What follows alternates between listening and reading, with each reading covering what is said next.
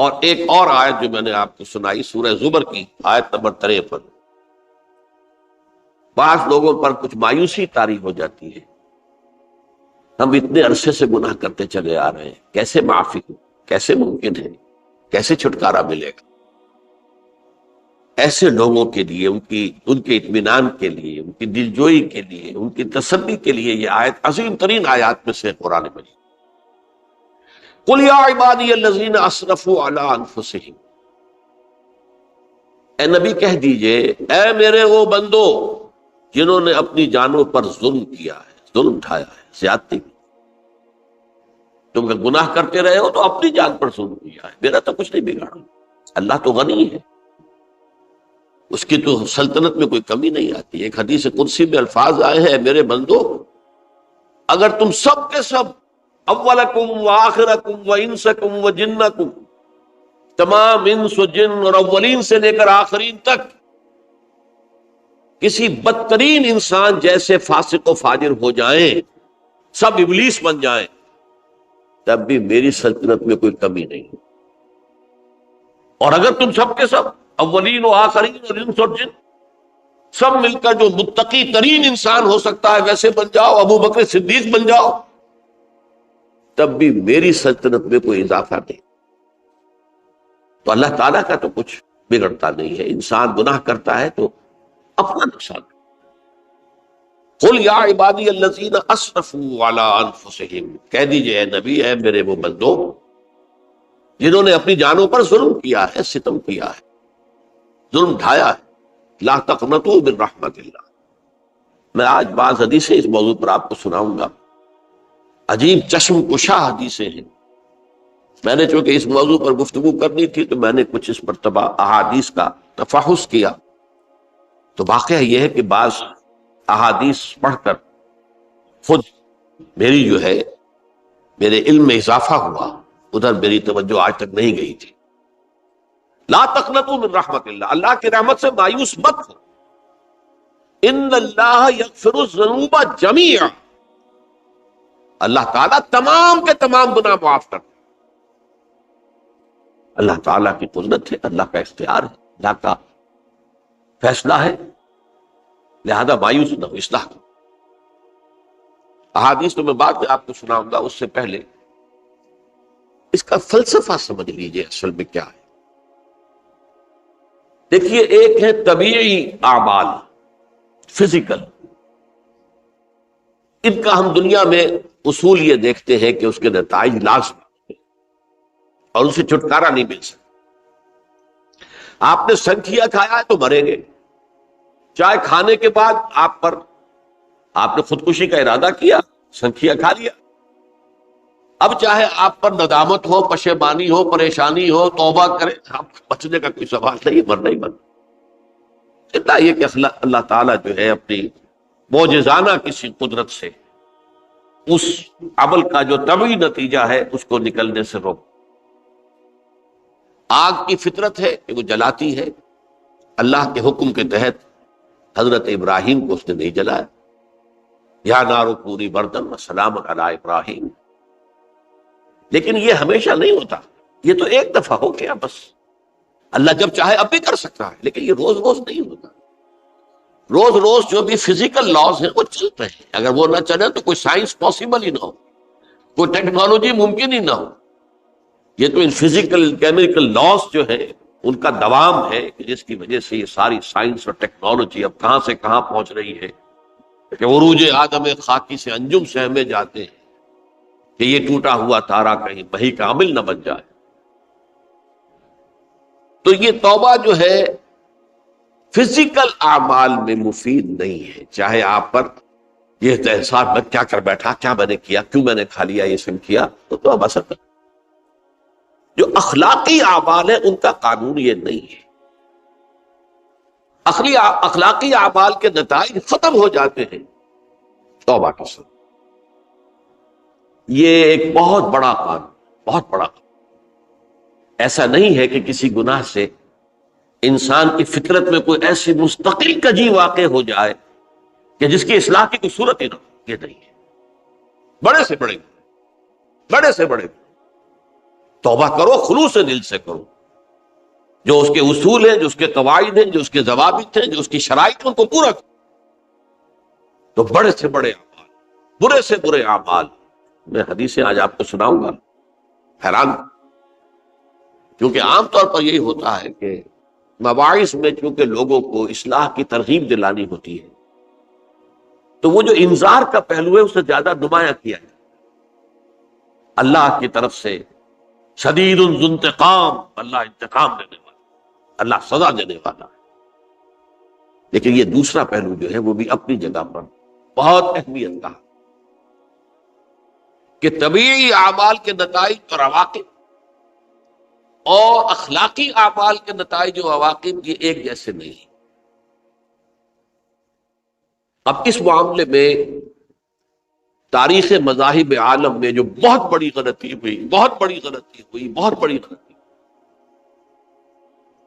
تورات میں حضرت آدم اور حوا علیہ السلام سے جو غلطی اور خطا ہو گئی تھی، آپ اندازہ کیجئے کیا مقام اللہ نے عطا کیا تھا، سارے فرشتوں کو ان کے سامنے سجدہ کروا دیا تھا، اور ایک ہی حکم تو دیا تھا نا کہ اس درخت کے قریب نہ جانا، اور تو ابھی کوئی شریعت نہیں تھی، کوئی لمبے چوڑے احکام نہیں تھے، کھاؤ جہاں سے چاہو، اس ایک درخت کے پیچھے پاس نہ جانا، وَلَا تَقْرَبَا هَٰذِهِ الشَّجَرَةَ فَتَكُونَا مِنَ الظَّالِمِينَ۔ اور وہی کام کر بیٹھے حضرت آدم اور حضرت حوا علیہ السلام۔ کتنا بڑا ہوا، کتنا بڑا، لیکن قرآن نے وضاحت کر دی کہ آدم نے توبہ کی، اللہ نے معاف کر دی۔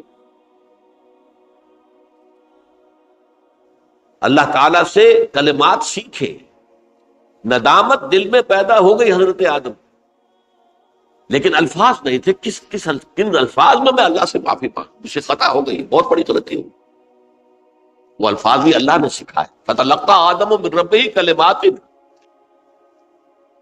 یہ ہے جس میں کہ وہ علامہ اقبال کا ایک شعر ہے ان کے نوجوانی کے دور کا، جس پر میں بھول رہا ہوں کہ داغ دہلوی تھے یا کوئی اور تھے کہ جنہوں نے علامہ سے کہا تھا، میاں اس عمر میں اور یہ شعر،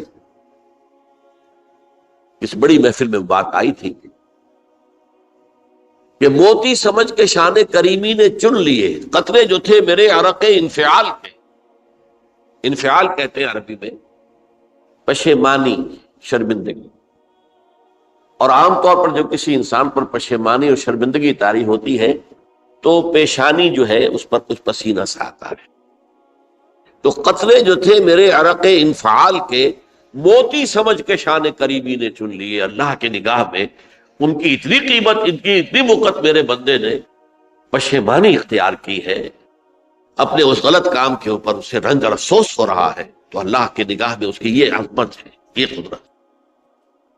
تو اللہ تعالیٰ نے جب حضرت آدم کے دل میں وہ پشیمانی پیدا ہو گئی تو الفاظ نہیں تھے، کن الفاظ میں؟ ہم کہتے ہیں نا کہ مجھے سمجھ نہیں آ رہا کہ میں کس منہ سے آپ سے بات کروں، میری یہ حیثیت نہیں ہے، میں کن الفاظ میں اپنی جو ہے خطا کا اعتراف کروں۔ تو اللہ نے وہ کلمات خود سکھا دیے، فَتَلَقَّىٰ آدَمُ مِن رَبِّهِ كَلِمَاتٍ فَتَابَ عَلَيْهِ إِنَّهُ هُوَ التَّوَّابُ الرَّحِيمُ۔ یہ چیز کہیں تورات جب دوبارہ مرتب ہوئی ہے تو وہ نکل گئی، اس میں رہ گئی، باقی اس میں شامل نہیں۔ یہ تاریخی اعتبار سے جان لیجئے، تورات جو ہے وہ آج سے 2500 بلکہ 2600 برس قبل سے دنیا سے غائب ہے۔ یہ تورات کا جو نسخہ تھا یروشلم میں 587 قبل مسیح میں، جب نبوکدنضر نے، شاید آج کل آپ دیکھ رہے ہوں کہ عراق کی جنگ میں عراق کے جو خاص ڈویژنز ہیں عراقیوں کے، ریپبلکن گارڈز کے، ان میں سے ایک کا نام جو ہے وہ نبوکدنضر ڈویژن ہے، ایک کا حمورابی ڈویژن ہے۔ حمورابی جو ہے عراق کا بہت پرانا بادشاہ تھا، اور تاریخ انسانی میں سب سے پہلا قانون اس نے مرتب کیا، حمورابی۔ یہ بہت پرانی تہذیب ہے، دنیا کی غالباً سب سے زیادہ اینشنٹ تہذیب جو ہے وہ عراق کی ہے۔ حضرت ابراہیم یہی پیدا ہوئے شہر ار میں۔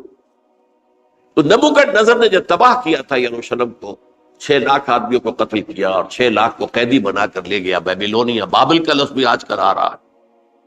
کسی زمانے میں وہ عظیم شہر تھا دنیا کا، وہ معمولی سا شہر رہ گیا ہے، نئے شہر بڑھ گئے۔ تو اس وقت سے اس نے جب یروشلم میں جو ہیکل سلیمانی حضرت سلیمان کی بنائی ہوئی مسجد تھی اس کو جب گرایا ہے، اس کے بعد سے وہیں پر وہ نسخہ رکھا ہوا تھا تھوڑا، پھر دنیا میں وہ نسخہ اب نہیں ہے۔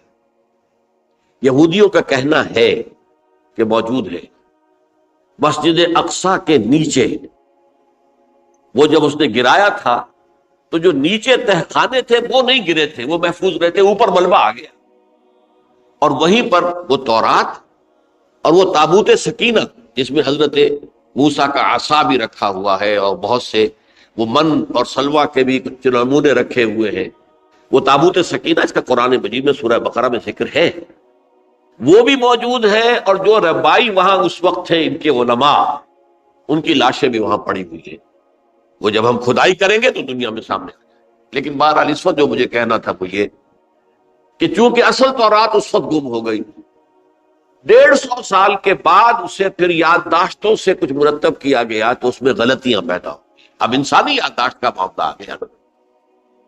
انہی میں سے ایک بڑی غلطی یہ ہوئی، اومیشن یہ ہوئی کہ حضرت آدم نے جو توبہ کی اور اللہ نے قبول فرما لیا، اس کا ذکر اس میں نہیں۔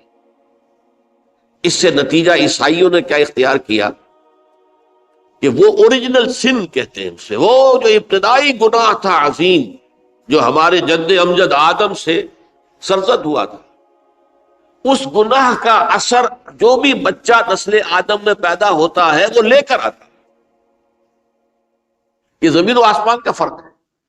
اسلام کے نزدیک ہر بچہ جو پیدا ہوتا ہے وہ معصوم ہے، بلکہ مسلم ہے۔ کل مولود یولد علی الفطرہ، جو بھی بچہ پیدا ہوتا ہے وہ فطرت اسلام پر پیدا ہوتا ہے۔ وَأَبَوَاهُ يُهَوِّدَانِهِ أَوْ يُمَجِّسَانِهِ أَوْ يُنَصِّرَانِهِ، یہ تو والدین ہیں اس کے جو اسے مجوسی یا عیسائی یا یہودی بنا لیتے ہیں، ورنہ وہ تو مسلمان ہوتا ہے، فطرت کی کلین سلیٹ لے کر آتا ہے۔ عیسائیت کہتی ہے ہر انسان جو پیدا ہوتا ہے بنیادی طور پر گناہگار ہے، اپنے جد امجد کے گناہ کا بوجھ لے کر آ رہا ہے۔ اب اس کا علاج انہوں نے پھر کیا تجویز کیا، یہ ہے کہ ایک غلطی پر دوسری غلطی اور دوسری پر تیسری غلطی، خشت اول چون حد معمار کج، تاثریہ بھی ربط دیوار کج۔ اب اللہ نے جب دیکھا اب تو ہر بندہ جو ہے آدم کی اولاد کا بنیادی طور پر پیدائشی طور پر گناہ گار ہے، تو اب کیا کیا جائے؟ تو اللہ نے اپنا اکلوتا بیٹا، صلبی بیٹا مسیح یسوع اسے زمین پر بھیجا۔ یہ الفاظ میرے ہیں کہ اسے قربانی کا بکرا بنا کر اور ان سب کی طرف سے قبول کر لیا، گناہ گاروں کی طرف سے، کہ ان کے گناہ کا کفارہ ہو جائے گا جو عیسیٰ کو مانتے ہیں۔ یہ عقیدہ ہے عیسائیت۔ جڑ کیا ہے کہ گناہ ہو گیا تو گناہ کا اثر تو رہے گا۔ قرآن یہ کہتا نہیں، اللہ دھو دیتا ہے، تمہاری سیرت و کردار کے اوپر بھی جو داغ ہیں دھل جائیں گے، اور تمہارے نامہ اعمال میں جو دھبے ہیں وہ بھی دھل جائیں گے۔ توبہ کرو، توبوا الی اللہ توبۃ نصوحا، کرو وہ توبہ کے جو بالکل خلوص دل کے ساتھ ہو۔ اب میں ذرا آپ کو کچھ احادیث سنانا چاہتا ہوں۔ ایک طرح کا یہ تبشیر کا پہلو ہے آج ہماری گفتگو میں کہ جو نمایاں ہوگا۔ یہ بعض احادیث تو چھوٹی چھوٹی ہے اور یہ بہت مرتبہ میری گفتگو میں آ چکی ہے، صرف اس وقت حوالہ دے کر گزر جاؤں گا۔ یہ ترمذی اور ابن ماجہ میں حضرت انس ابن مالک رضی اللہ تعالی عنہ سے روایت ہے، حضور نے فرمایا کل بنی آدم خطاؤون وخیر الخطائین التوابون، تمام بنی آدم خطا کار ہیں، خطا کار بھی نہیں، بہت خطا کار، بہت خطا کار، لیکن ان خطا کاروں میں بہتر لوگ وہ ہیں کہ جو خوب توبہ کرتے ہیں۔ غلطی ہو گئی توبہ کر۔ اور ایک اور حدیث میں آپ کو بتاؤں گا کہ یہ نہیں ہے کہ پھر کبھی وہ غلطی نہ ہو، اس وقت آپ یہ لگا لیں اپنے اوپر یہ کام میں نے نہیں کرنا، اور ایک دفعہ وہ کام چھوڑ دیں تو توبہ ہو گئی۔ پھر اگر کچھ عرصے کے بعد پھر کہیں آپ جذبات کی رو میں بہہ گئے، پھر کہیں کوئی برے اثرات جو ہے وہ پڑے، پھر غلطی، کوئی بات نہیں، پھر ہو گیا، پھر توبہ کرو۔ تواب اسی لیے کہا بار بار بار بار بار بار توبہ کرو۔ تو کل بنی آدم خطاؤون وخیر الخطائین التواب۔ دوسری حدیث یہ بھی ابن ماجہ اور بہقی میں ہے، حضرت عبداللہ ابن مسعود رضی اللہ تعالی عنہ، التائب من الذنب کمن لا ذنب لہ، گناہ سے توبہ کرنے والا ایسے ہے جیسے اس نے کبھی گناہ کیا ہی نہیں۔ دھل جاتی ہے، تختی دھل گئی، بچے نے تختی لکھی تھی اس کو دھو دیا، ختم ہو گئی۔ ایک حدیث تو پڑھ کر میں بھی چونکا، یہ اصل میں اسلوب ہے بیان کا، بتانے کے لیے کہ تمہارے دلوں کے اندر مایوسی کا غلبہ نہ ہو جائے۔ مایوس اصل میں جو ہے مایوسی، یہ ابلیسیت ہے، نوٹ کر لیجئے اس کو۔ مایوسی ابلیسیت کی کا عکس ہے۔ مبلس کہتے کسے؟ جو مایوس ہو گیا۔ ابلیس سب سے بڑھ کر مایوس جو ہے وہ ابلیس ہے، اسے معلوم میرا چھٹکارا تو نہیں ہے، لہذا میں جتنوں کو اپنے ساتھ لے کر جہنم میں جھونک دوں یہی میری کمائی ہے، میں نے تو بچنا نہیں۔ تو ابلیس کہتی ہے اس کو جو انتہائی مایوس، مبلس، جو رحمت خدا بندی سے مایوس ہو چکا۔ اب اس کو دور کرنے کے لیے حدیث سنیے، اور یہ حدیث مسلم شریف کی ہے، صحیحین کے حضرت ابو ہریرہ سے حضور فرماتے ہیں والذی نفسی بیدہ، قسم ہے اس ذات کی جس کے ہاتھ میں میری جان ہے، لو لم تذنبوا، اگر تم لوگ گناہ نہ کرتے، لذهب اللہ بکم، تو اللہ تعالیٰ تمہیں لے جاتا کہیں اور، ولجاء بقوم یذنبون، اور پھر کسی ایسی مخلوق کو پیدا کرتا ہے جو گناہ کرتے، فیستغفروا اللہ، اور پھر وہ اللہ سے استغفار کرتے اور توبہ کرتے، فیغفر لہم، اور اللہ تعالیٰ انہیں معاف کرتے۔ تو میں نے عرض کیا کہ یہ بعض چیزیں ہوتی ہیں کہ جن کا واقع سے کوئی تعلق نہیں ہوتا، لیکن ایک زور بیان کے لیے، ایک بات کو ایمفیسائز کرنے کے لیے، جیسے قرآن مجید میں آتا ہے، اے نبی کہہ دو ان کان للرحمن ولد فانا اول العابدین، اگر اللہ کا کوئی بیٹا ہو تو میں سب سے پہلے میں اس کو پوجوں گا۔ جب میں اللہ کو پوجتا ہوں تو اللہ کا اگر کوئی بیٹا ہوتا تو کیا میں اسے نہ پوچھتا؟ لیکن نہیں ہے۔ اب یہ نہیں ہے، نفی کے لیے زور دیا کہ اگر اللہ کا کوئی بیٹا ہوتا، لو کان للرحمن ولد فانا اول العابدین۔ اسی طرح یہ ہے کہ اگر انسان گناہ نہ کرتے اور گناہ کے بعد توبہ کر کے اللہ تعالیٰ کی شان غفاری کا ظہور نہ ہوتا، یہ بھی ایک عجیب فلسفے کی بات ہے، اللہ نے یہ کائنات کیوں پیدا کی؟ قرآن مجید میں اس کو براہ راست ایڈریس نہیں کیا گیا اس مسئلے کو، میرے علم کی حد تک۔ ہو سکتا ہے کہیں بہت خفی انداز میں ہو اور ابھی تک میری نگاہ سے بھی جو ہے وہ چھپا رہ گیا، ہو سکتا قرآن مجید کے غامض نکات ایسے ہو سکتے۔ کوئی شخص، میں تو کہتا ہوں کہ اگر کوئی شخص کہتا ہے، میرے بارے میں ایک عالم دین نے کہہ دیا تھا کہ اسے قرآن پر بڑا عبور حاصل ہے، تو میں نے انہیں پیغام پہنچایا، جن صاحب نے مجھے ان کا یہ جملہ سنایا تھا کہ آپ نے قرآن کی توہین کی ہے، قرآن پر عبور کسی انسان کو نہیں۔ عبور کا مفہوم کیا ہے؟ دریا کے دو کنارے ہیں، آپ اس کنارے سے اس کنارے چلے گئے تو آپ نے عبور کیا دریا۔ قرآن کے کنارے ہیں ہی نہیں، لا پیدا کنار۔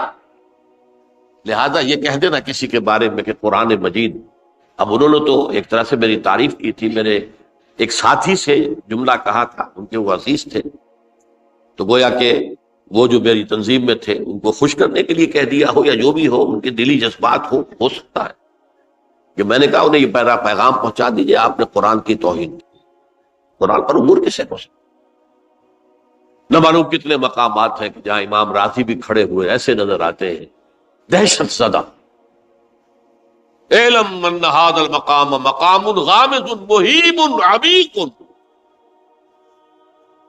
ہوشیار کے رہ بردم تیغست قدم رہا، ہوشیار ہو جاؤ، یہ بڑا خطرناک مقام ہے، بہت مشکل مقام ہے، اس کے تہ تک پہنچنا کسی کے لیے ممکن نہیں ہے۔ سورہ حدید کی آیت هو الاول والآخر والظاہر والباطن پر یہ الفاظ ہیں جو امام راضی نے لکھے۔ تو اس لیے میں آپ سے عرض کر رہا ہوں کہ یہ کہنے کا انداز ہے، والذی نفسی بیدہ لو لم تذنبوا، اس ہستی کی قسم جس کے ہاتھ میں میری جان ہے، اگر تم گناہ نہ کرتے، تو میں عرض کر رہا تھا تو اللہ کی شان غفاری کیسے ظاہر ہوتی؟ اللہ نے کائنات کیوں پیدا کی؟ کنت کنزا مخفیا فاحببت ان اعرف فخلقت الخلق۔ محدثین کرام اگرچہ اس حدیث کی سند کو پختہ نہیں مانتے ہیں، لیکن اکثر مفسرین نے اس کو تسلیم کیا ہے۔ علامہ آلوسی نے تسلیم کیا کہ میں ایک چھپے ہوئے خزانے کے مانند تھا۔ اب خزانہ کہیں پڑا ہے، اس کا کیا حاصل کیا ہے؟ وہ تو کہیں کھلے، کسی کے پاس جائے، کوئی اسے فائدہ اٹھائے، تب تو فائدہ ہوا نا۔ تو کن تو کنزا مخفیا، میرے اندر طاقت تھی، قوت تھی، خلاقی تھی، میری شان ساری میرے اندر ہی اندر تھی نا۔ کن تو کنزا مخفیا فاحببت ان اعرف، تو میں نے یہ چاہا کہ مجھے پہچانا جائے۔ فخلقت الخلق، تو میں نے خلق کی تخلیق کی۔ اب مجھے پہچانو اس کائنات کے ذریعے سے، یہ میری تخلیق ہے، آؤ دیکھو۔ ایک مصور اپنی تصویروں کی نمائش لگا، دیکھو میرے شاہکار، آؤ دیکھو، یہ میرے فن کے کمال کے نمونے، آؤ دیکھو۔ تو یہ ہے سب، دیکھو زمین آسمان، ان فی خلق السماوات والارض واختلاف اللیل والنہار والفلک التی تجری فی البحر بما ینفع الناس وما انزل اللہ من السماء من ماء فاحیا بہ الارض من بعد موتہا۔ یہ ساری آیات ہیں محترم، اور اسی لیے انسان کو پیدا کیا جس میں یہ فیکلٹی آف اپریسیشن، اللہ کے حسن و جمال و کمال کو پہچاننے کی صلاحیت ہے۔ ورنہ ظاہر بات ہے کہ یہ جمادات کیا پہچانیں گے اللہ، پہاڑ کیا پہچانے گا اللہ؟ اللہ کو پہچاننے کی صلاحیت انسان کو۔ تو یہ چونکہ ایک فلسفہ ہے باقاعدہ کہ اللہ نے تعالیٰ، اسی سے میں کہہ رہا ہوں اگر گناہ نہ ہوتا اور پھر توبہ نہ ہوتی اور میں اس کو معاف نہ کرتا تو میری شان غفاری کا ظہور کیسے ہوتا؟ میری شان ہے نا، غفار بھی ہوں، ستار بھی ہوں، اس کا ظہور کیسے؟ تو والذی نفسی بیدہ لو لم تذنبوا لذهب اللہ بکم ولجاء بقوم یذنبون فیستغفر اللہ فیغفر لهم۔ اگر تم لوگ گناہ نہ کرتے تو اللہ تمہیں ختم کر کے کوئی اور ایسی مخلوق پیدا کرتا کہ جو گناہ کرے اور پھر وہ توبہ کرے اور اللہ اسے معاف۔ اسی سے ملتی جلتی ایک حدیث ہے، یہ امام احمد اور امام بہقی لائے ہیں، اور اس کے راوی حضرت علی ہے رضی اللہ تعالی عنہ۔ ان اللہ یحب العبد المؤمن المفتن التواب، اللہ تعالیٰ کو بہت محبت ہے، یحب۔ اب دیکھیے ایک طرف وہ آیات ذہن میں لائیے، اللہ تعالیٰ کن سے محبت کرتا ہے؟ واللہ یحب المحسنین، یا وہ لوگ ان اللہ یحب الذین یقاتلون فی سبیلہ صفا کانہم بنیان مرصوص، اللہ محبت کرتا ہے اپنے ان بندوں سے جو اس کی راہ میں جنگ کرتے ہیں صفے باندھ کر، گویا سیسا پلائی ہوئی دیوار ہے۔ یہ ہے مثبت کام، نیک کام، محسنین، اللہ کی راہ میں قتال کرنے والے۔ یہاں اس کے برعکس کہا جا رہا ہے ان اللہ یحب، اللہ تعالیٰ محبت کرتا ہے اپنے اس بندے سے، العبد المومن، جو مومن ہو۔ اس کی ایک اور بڑی پیاری حدیث آئے گی، المفتن التواب، جو بہت فتنوں میں مبتلا ہو جاتا ہو اور پھر بہت توبہ کرتا ہو، مفتن التواب، لیکن ساتھ ہی پلٹتا ہو، رجوع کرتا ہو، پھر اللہ کے حضور میں حاضر ہوتا ہو، پھر معافی مانگتا ہو۔ اللہ تعالیٰ کو اپنا ایسا بندہ بہت پسند ہے۔ اب میں کچھ اور حدیثیں آپ کو سنا رہا ہوں۔ توبہ کا دروازہ دو اعتبارات سے کہا گیا ہے کہ ایک وقت آنے پر بند ہو جائے۔ ایک حدیث کے تو الفاظ میں نوٹ کر کے نہیں لایا ہوں کہ اللہ تعالیٰ نے توبہ کا ایک دروازہ اتنا چوڑا کھلا رکھا ہوا ہے کہ جس کو عبور کرنا جو ہے وہ سال ہا سال میں ممکن ہو، اور یہ بند نہیں ہوتا جب تک کہ سورج مغرب سے طلوع نہ ہو جائے۔ یہ قیامت کی جو آخری، قریب قیامت کی جو آخری نشانیاں ہیں ان میں سے وہی حدیث میں آپ کو سنا رہا ہوں، عن ابی ہریرہ رضی اللہ تعالی عنہ، اور یہ مسلم شریف کی روایت ہے۔ من تاب قبل ان تطلع الشمس من مغربها تاب اللہ علیہ، سورج کے مغرب سے طلوع ہونے سے قبل تک جو لوگ توبہ کریں گے اللہ تعالیٰ ان کی توبہ قبول کر لے گا۔ البتہ جب وہ قیامت کی وہ نشانی ظاہر ہو جائے کہ سورج مغرب سے طلوع ہو رہا ہے، اب دروازہ توبہ کا بند ہے۔ اب اس کے بعد اگر توبہ کوئی کرتا ہے تو اللہ تعالیٰ اس کی توبہ کو قبول نہیں کرے۔ یہ تو اجتماعی سطح پر ہوئی۔ انفرادی سطح پر ان عبداللہ ابن عمر رضی اللہ تعالی عنہما عن النبی صلی اللہ علیہ وسلم قال ان اللہ عز وجل یقبل توبۃ العبد ما لم یغرغر۔ یہ ترمذی میں ہے، حضرت عبداللہ ابن عمر رضی اللہ تعالی عنہما سے کہ اللہ تعالیٰ اپنے بندے کی توبہ قبول کرتا ہے جب تک کہ وہ جسے ہم کہتے ہیں گھنگرو نہ بولنے لگے حلق کے اندر، جبکہ نزع عالم نزع ہو اور جان جو ہے وہ آ کر پھر یہاں اٹکتی ہے، تو اس وقت تک دروازہ کھلا ہے توبہ کا۔ لیکن جب یہ شکل ہو گئی تو دروازہ بند۔ یہ انفرادی سطح پر ہو گیا، جب آپ کے موت کے آثار اتنے واضح ہو گئے کہ اب جا رہے ہیں، اب توبہ کریں گے تو توبہ قبول نہیں ہو۔ اجتماعی سطح پر جب قیامت جو ہے اس کی وہ گھڑی آ گئی کہ سورج مغرب سے طلوع ہو گیا، اب توبہ کا دروازہ بند۔ ایک اور حدیث ہے جو میں نے بہت مرتبہ اس کا ترجمہ تو آپ کو بہت دفعہ سنایا ہے، آج میں چاہتا ہوں اس کو پورے متن کے ساتھ آپ کے سامنے رکھوں۔ یہ حضرت انس بن مالک رضی اللہ تعالیٰ عنہ سے مروی روایت ہے، جو حضور کے خادم خاص تھے، اور یہ متفق علیہ بھی ہے، یعنی بخاری میں بھی ہے، مسلم میں بھی ہے، لیکن تھوڑا سا فرق ہے الفاظ کا۔ تو جو مسلم شریف کی روایت ہے اس کے الفاظ کیا ہیں؟ للہ اشد فرحا بتوبۃ عبدہ حین یتوب الیہ۔ جان لو اللہ تعالیٰ کو زیادہ خوشی ہوتی ہے اپنے کسی گناہ گار بندے کی توبہ سے جبکہ وہ توبہ کرتا ہے۔ کس سے زیادہ ہوتی ہے؟ اس کی ایک تمثیل تھی، من احدکم، ایک ایسے شخص سے بھی زیادہ بڑھ کر خوشی ہوتی ہے، کان علی راحلتہ بأرض الفلات، کہ جو بہت ہی دور دراز کے اور سنسان علاقے میں سفر کر رہا تھا، فانتحرفت منہ، اس کی سواری جو ہے گم ہو گئی، وعلیہا طعامہ وشرابہ، اسی پر اس کا کھانا بھی تھا اور پانی بھی تھا۔ اونٹنی پر سفر کر رہا تھا، اسی پر ہوتا ہے راحلہ جو ہے راستے کا سامان۔ اچانک کہیں بیٹھا ہے تھوڑی دیر کے لیے سستانے کے لیے، کہیں اونگ آ گئی اور اونٹنی صاحبہ غائب۔ اب آنکھ کھلی اور اس نے دیکھا، فَأَيَّسَ مِنْهَا، تلاش کر کر کے مایوس ہو گیا، کہیں اونٹنی کا سراغ نہیں۔ اب ظاہر بات ہے کسی صحرا میں یہ کیفیت، اس کا مطلب کیا ہے؟ یقینی موت۔ فَأَتَى شَجَرَةً فَاسْتَجَعَ فِي ظِلِّهَا وَقَدْ أَيَسَ مِنْ رَاحِلَتِهِ، تو وہ ایک درخت کے نیچے اس کے سائے میں آ کے لیٹ گیا، گویا کہ موت کی امید۔ فَبَيْنَهُمَا وَهُوَ كَذَلِكَ إِذْ هُوَ بِهَا قَائِمَةٌ عِنْدَهُ، اس کی کہیں دوبارہ آنکھ لگی ہے، جو کھولا تو دیکھتا ہے اونٹنی تو موجود ہے، کھڑی ہے،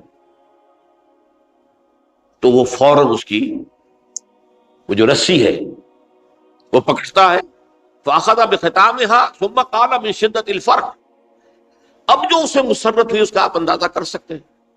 ایک یقینی موت کا معاملہ آ چکا تھا اور اچانک اللہ تعالیٰ نے وہ کھوئی ہوئی اونٹنی جو ہے وہ واپس دلا دی۔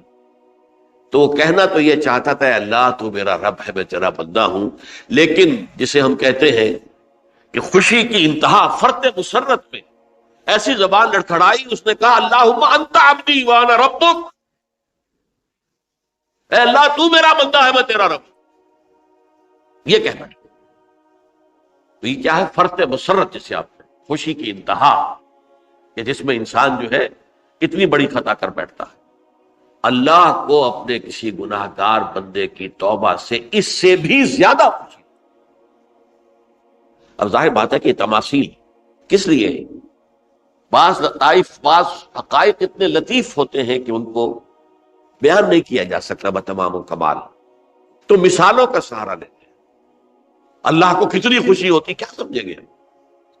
لہذا یہ مثال تو سمجھ میں آ گئی نا کہ ایک لقودق صحرا میں انسان سفر کر رہا تھا، ایک ہی اونٹنی ہے، اسی پر اس کا پانی ہے، اسی پر اس کا کھانا ہے، کہیں ٹھہرا ہے تھوڑی دیر کے لیے اور اونٹنی غائب، اور اس کے بعد تلاش کر کے شمال مغرب جنوب ہر طرح دیکھ لیا، اب تک کہیں اونٹنی کا سراغ نہیں، اب موت کے انتظار میں لیٹ گئے کہ اچانک دیکھتا ہے کہ اونٹنی موجود ہے۔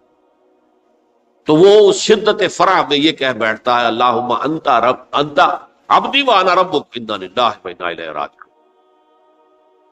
اب دیکھیے ایک حدیث وہ آ رہی ہے، اور اس کو یوں سمجھیے، اللہ تعالیٰ نے جو انسان پیدا کیے ہیں ان کے مزاج مختلف ہیں۔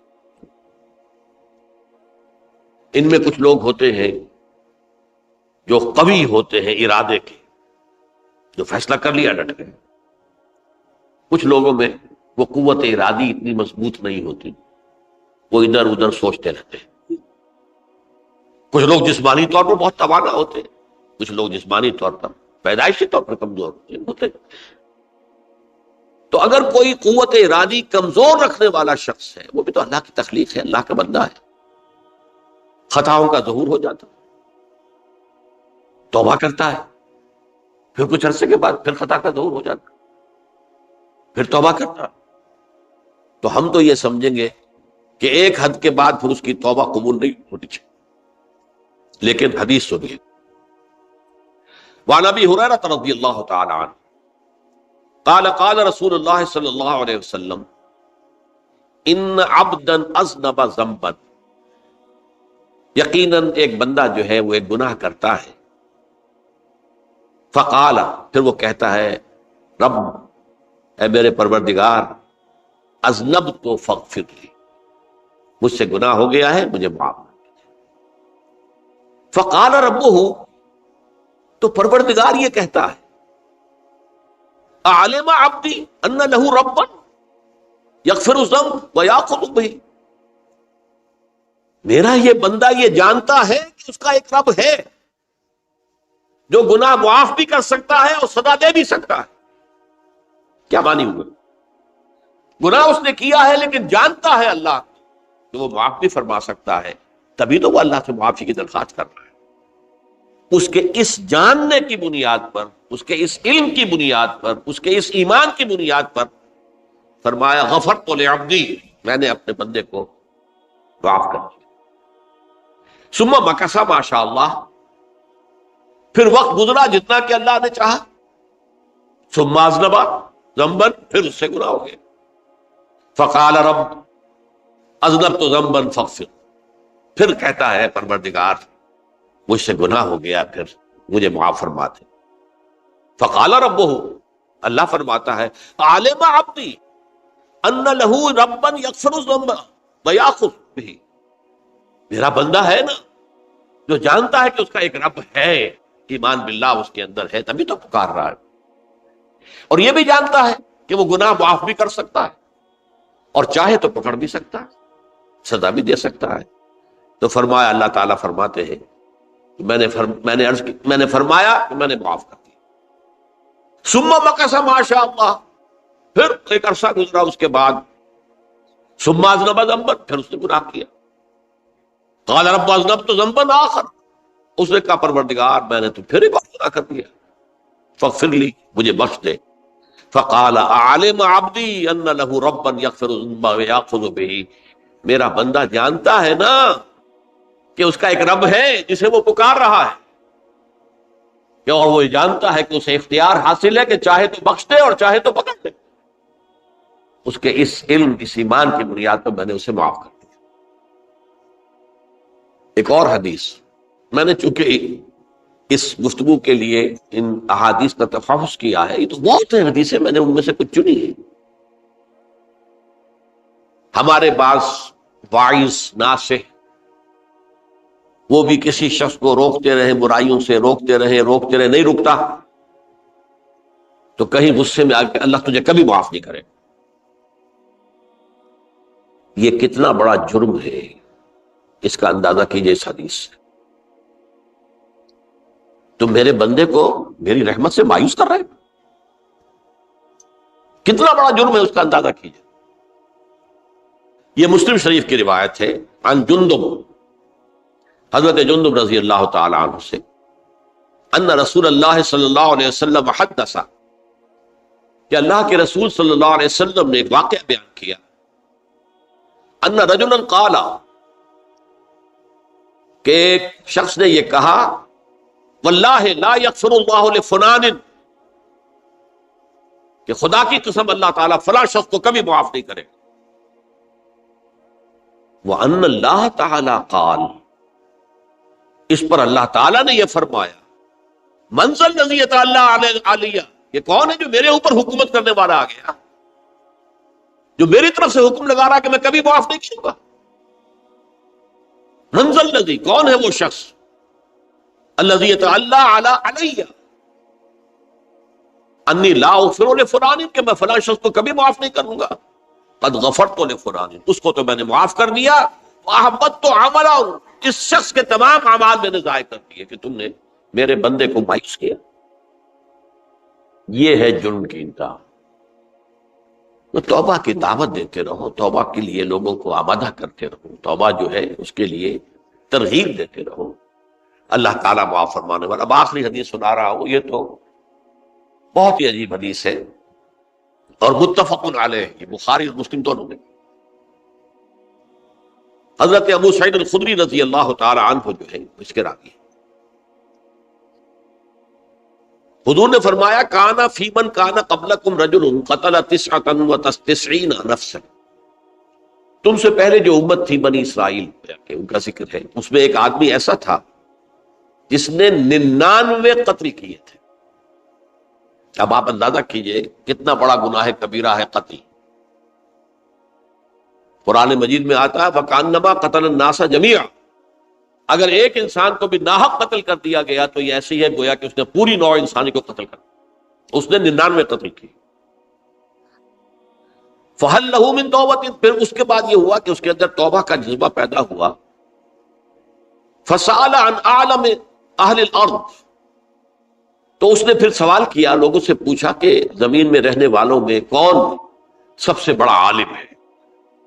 فَدُلَّ عَلَىٰ رَاهِبٍ، تو اسے بتایا گیا فلاں راہب فلاں جگہ پر ہے، وہ بہت نیک ہے، بڑا عالم ہے۔ فَأَتَاهُ، وہ اس کے پاس آیا، فَقَالَ أَنَّهُ قَتَلَ 99 نَفْسًا فَهَلْ لَهُ مِن تَوْبَةٍ، انہوں نے کہا دیکھیے راہب صاحب، میں نے 99 انسان قتل کیے، اب مجھے یہ بتائیے کہ میرے لیے توبہ کا کوئی امکان ہے؟ فقال اللہ، اس نے کہا نہیں۔ فقتلہ، اس نے اس کو بھی قتل کر دیا۔ فکمل بہ 100، اپنی سینچری مکمل کر لی، مطلب 99 کے بعد ایک ہی کسر تھی، اس کو بھی قتل کیا، 100 پورے کر لیے۔ ثم سأل عن عالم اہل الارض، پھر اس نے پوچھا کوئی اور، کوئی بڑے عالم انسان ہو۔ فدل علی رجل عالم، پھر اس کی رہنمائی کی گئی ایک بڑے عالم شخص کی طرف۔ فقال انہ قتل 100 نفس، تو اس نے وہاں جا کر کہا کہ میں 100 انسان ہلاک کر چکا ہوں، قتل کر چکا ہوں۔ فہل لہ من توبہ، میرے لیے توبہ کا کوئی امکان ہے؟ فقال نعم، کیوں نہیں، 100 قتل کیے تب بھی کیا ہے، توبہ کا راستہ دروازہ کھلا ہوا، معلوم یغرغر، جب تک کہ وہ گھنگرو نہیں بج رہا اس وقت تک تمہارے توبہ کا دروازہ کھلا ہوا ہے۔ فرمایا نعم، ومن یحول بینہ وبین التوبہ، تمہاری توبہ کے درمیان اور تمہارے درمیان کون حائل ہو سکتا ہے، توبہ کا دروازہ کھلا ہے۔ لیکن ساتھ ہی کہا انطلق الی ارض کذا و کذا، اب تم ایسے کرو، جہاں تم رہتے ہو وہاں نہ جاؤ واپس، وہاں کا ماحول اچھا نہیں ہے، معاشرہ اچھا نہیں ہے، ہو سکتا ہے کہ تم توبہ پر قائم نہ رہ سکو، تم فلاں جگہ چلے جاؤ، وہاں اچھے لوگ آباد ہیں، ان میں جا کر رہو۔ فإن بها أناسا يعبدون اللہ تعالی، وہاں ایسے لوگ آباد ہیں جو اللہ کی بندگی کرتے ہیں، فاعبد اللہ معهم، تو تم ان کے ساتھ مل کر اللہ کی بندگی اور پرستش کرو، ولا ترجع الی ارضک، اپنی زمین کی طرف اپنے وطن میں واپس مت جاؤ، فإنها ارض سوء، وہ بری جگہ ہے۔ فانطلقا، تو وہ چل پڑا، ہجرت کر رہا ہے، اس جگہ جا رہا ہے جہاں کا راہب نے بتایا تھا۔ حتی اذا نصف الطریق، جب آدھا راستہ اس نے پورا کر لیا، اتاہ الموت، موت آ،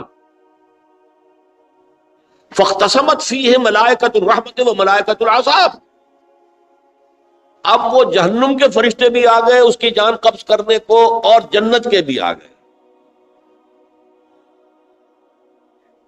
فقالت ملائکۃ الرحمہ، رحمت والے جو فرشتے ہیں جنت والے، انہوں نے کہا جا تائبا مقبلا بقلبہ اللہ تعالی، یہ شخص توبہ کر کے اللہ تعالیٰ کی طرف ہجرت کر رہا تھا، اس لیے اس کی نیت کی بنیاد پر اب یہ جنتی ہے، لہذا اس کی روح ہم قبض کریں.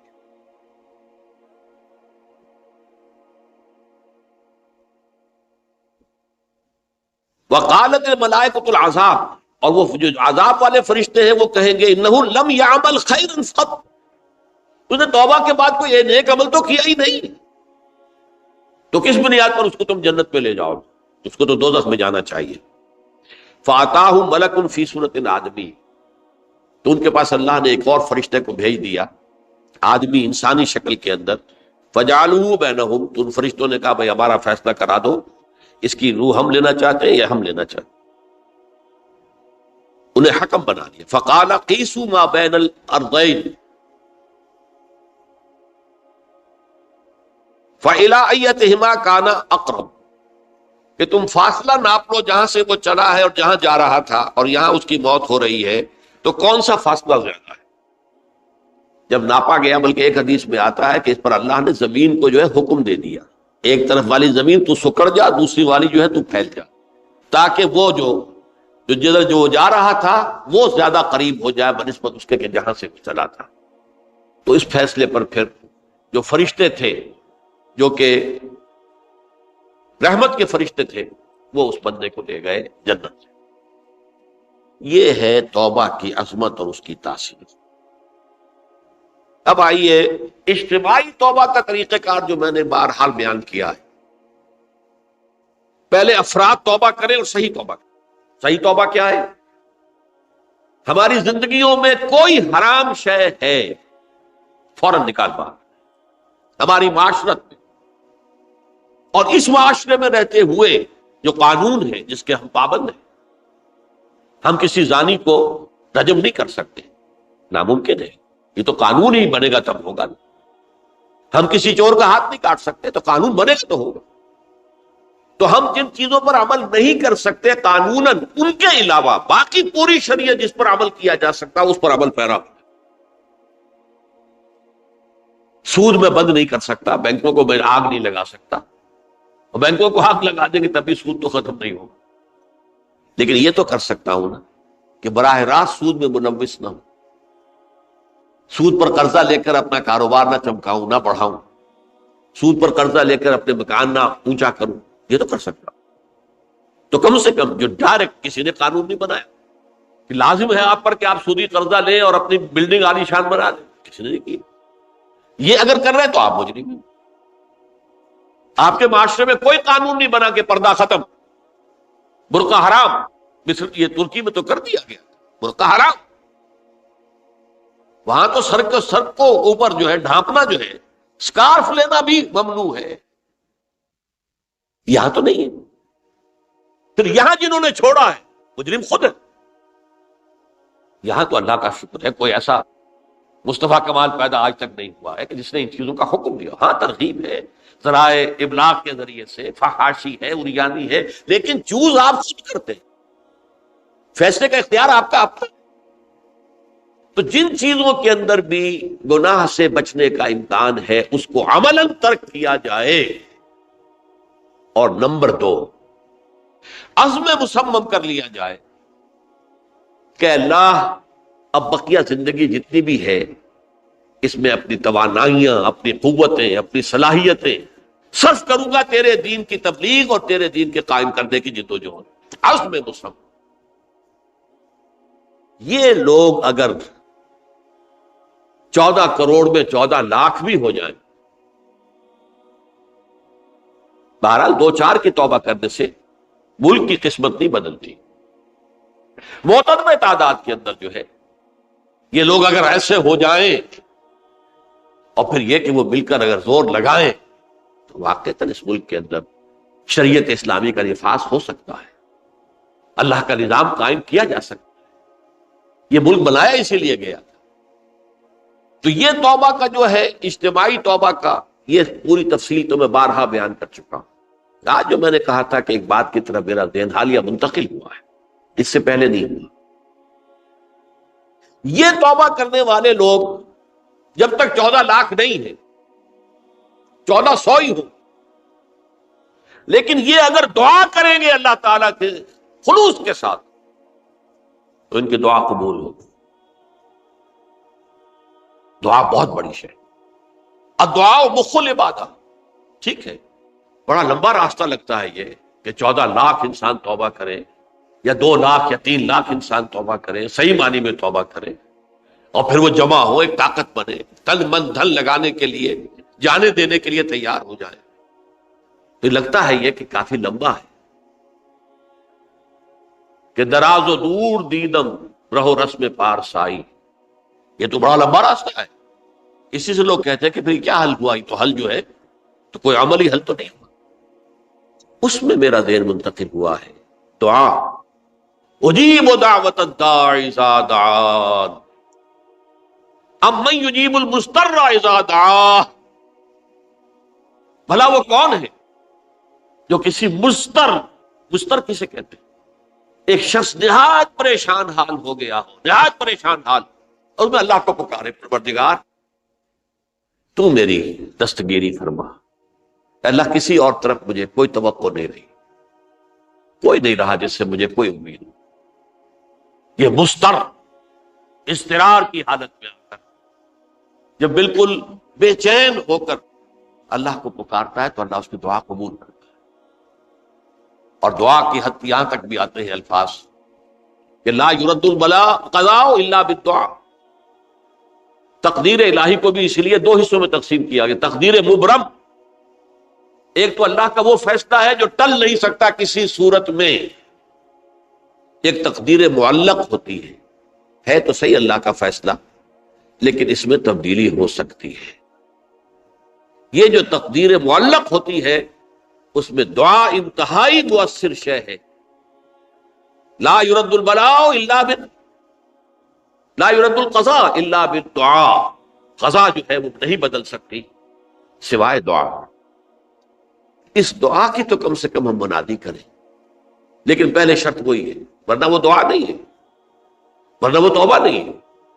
توبہ صحیح ہو، حرام سے اپنے وجود کو، اپنے گھر کو پاک کریں، اس کے بغیر کچھ نہیں. اس کے بغیر تو جیسے کہ کہا گیا سورہ مائدہ میں قل یا اہل الکتاب لستم علی شیء حتی تقیموا التوراۃ والانجیل. اے نبی ان سے کہہ دیجئے، اے اہل کتاب تمہاری کوئی حیثیت اللہ کی نگاہوں میں نہیں ہے، تمہاری کوئی دعا اللہ کے ہاں قابل پذیرائی نہیں ہے جب تک کہ تم تورات اور انجیل کو قائم نہیں. لہذا دعائیں تو نہ بنو. 30 لاکھ آدمی جو ہے حج کے موقع پر کیسی کیسی دعائیں مانگتے ہیں. کہاں جا رہی ہیں دعائیں؟ کہاں ہیں ان کی قبولیت؟ یا آسان توبہ صحیح ہو. اور توبہ کے بارے میں آج میں نے امکانی حد تک آپ کے سامنے آج ترغیب و تشویق کا پہلو رکھا ہے. مایوسی، اس کو بھی کہا بھی جاتا ہے مایوسی کفر ہے. اور میں نے آپ سے کہا آج لا تقنطوا من رحمت اللہ ان اللہ یغفر الذنوب جميعا. 99 قتل کیے ہوں، 100 قتل کیے ہوں، تب بھی توبہ کرو گے تو اللہ توبہ قبول فرمائے. اور کس شان کے ساتھ قبول فرمائے گا اس حدیث کے اندر آیا، متفق علیہ حدیث، صحیح بخاری اور صحیح مسلم کے اندر ہے. تو اگر ہم اس توبہ کی منادی کریں نمبر 1، اور جو لوگ توبہ کریں صحیح معنی میں، ایک طرف تو وہ جد و جہد شروع کر دیں اللہ کے دین کے قائم کرنے کی جد و جہد، اس میں پیچھے نہ رہے، لیکن اس اثناء میں جو دعائیں وہ کریں گے، اللہ تو نے یہ ملک ہمیں عطا کیا تھا، ہم نے اپنے زور بازو سے اسے نہیں حاصل، یہ سلطنت خدا داد پاکستان، اور اے اللہ ہے خاص ہے خاصان رسول وقت دعا ہے، امت میں تیری آنکھ یا جب وقت پڑا ہے. میں اپنے احساسات جو ہیں آپ کے سامنے الفاظ میں بیان نہیں کر سکتا. یہ جب یروشلم کی تباہی ہوئی تھی جس کا میں نے ذکر کیا ہے، 6 لاکھ انسان قتل ہوئے تھے، اور 6 لاکھ کو نبوکدنضر جو تھا وہ ہانک کر بھیڑوں بکریوں کی طرح بیبیلونیا لے گیا تھا. اس سے پہلے کتنے ہی نبی اہل کتاب کے وہ کہتے رہے تھے کہ ہوش کرو، توبہ کر لو، بلکہ ایک جگہ کے الفاظ یہ ہیں درخت کی جڑ پر کلہاڑا رکھا جا چکا ہے، اب بھی ہوش میں آ جاؤ، ہوش میں نہیں کر۔ دنیا پرستی، جو بھی ان کے نفس پرستی جو بھی ان کے اوپر مسلط ہو چکی تھی، اس نے انہیں توبہ نہیں کر، تباہی اور بربادی ہو گئی۔ آج ہماری نگاہوں کے سامنے عراق کے ساتھ کیا ہو، بغیر اس کے کہ کوئی جرم ہو، بغیر اس کے ہم تو بڑے بڑے جرم کر چکے ہیں ان کی نگاہ میں۔ نان پرولیفریشن ٹریٹی جو ہے اس کے خلاف ہمارا عمل جا رہا ہے پوری دنیا کے اندر۔ ان کا کہ ہم اس کو ایٹمی صلاحیت کو نہیں پھیلنے دیں گے۔ وہ ایک خاص وقت میں افغانستان میں انہیں ہماری ضرورت تھی، اپنے اصل دشمن یو ایس ایس آر، اپنے مقابل کی طاقت کو ختم کرنے کے لیے۔ اس وقت انہوں نے اپنا منہ جو ہے پھیر لیا تھا، نہیں دیکھا تھا، اور ہمارے ہاں اللہ کی یہ رحمت آ گئی کہ ایٹمک صلاحیت بھی حاصل ہوئی۔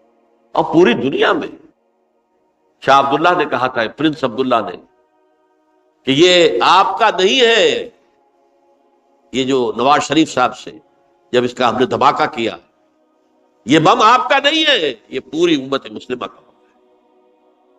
کیسے یہ برداشت کر سکتے ہیں یہودی اور یہودیوں کے اعلی کار عیسائی، خاص طور پر Protestants, west white Anglo Saxon Protestants? تو سمجھ لیجئے کہ پاکستان کی جڑوں پر بھی تیشہ رکھا جا چکا۔ یہ میرے احساسات کی اس سے کم میں تعبیر ہو نہیں سکتی، لیکن اب بھی امکان ہے، اب بھی امکان، اب بھی امکان۔ توبہ کرو، توبہ کراؤ، مل جل کر طاقت بنو، کوشش کرو کہ یہاں اسلام کا نظام آ جائے، اور اس اسنا میں بھی دعا کرو اللہ تعالیٰ سے کہ اللہ ہمیں مہلت عطا فرما دے، ہمیں کچھ اور مہلت عطا فرما دے، اے اللہ ہمیں کچھ اور مہلت عطا فرما دے۔ بارک اللہ لی ولکم فی القرآن العظیم ونفعنی وإیاکم بالآیات والذکر الحکیم۔